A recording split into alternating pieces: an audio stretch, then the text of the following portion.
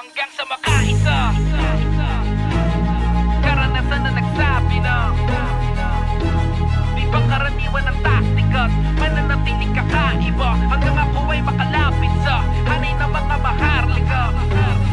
Daming balakid man ang sumalubong ay lagi kong papalagan. Di akong magpapatinag ano mangunos ay mas lalo kong tatatagan. Hanggang mapabilang sa mga hinirang di pangkaraniwan ang kakayahan. Sa pagsipat ng mga pangarap ay di sumusuko sa kahit anong labanan.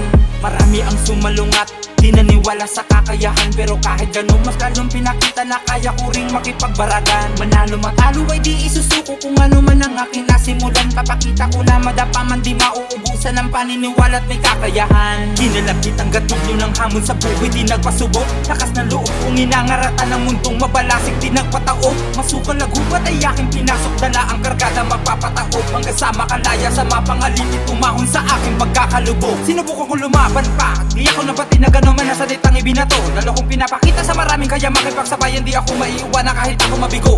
Tangan-tangan ko lakas sa tapang maniwalang kaya ko pang matakasan ng tadhana at malupit na kapalaran. Di ko hahayaan na ito'y masayang.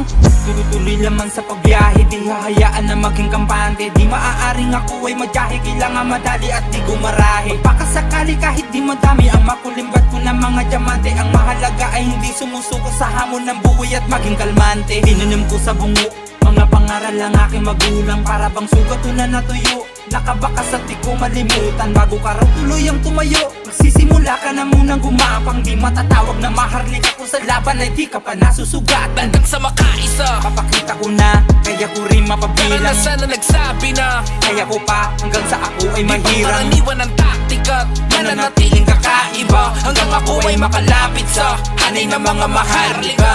Hanggang sa makaisa, papakita ko na kaya ko rin mapabilang. karanasan na nagsabi na kaya ko pa hanggang sa ako ay di mahirang. pangkaraniwan ng taktika, mananatiling kakaiba hanggang ako ay makalapit sa hanay ng mga maharlika.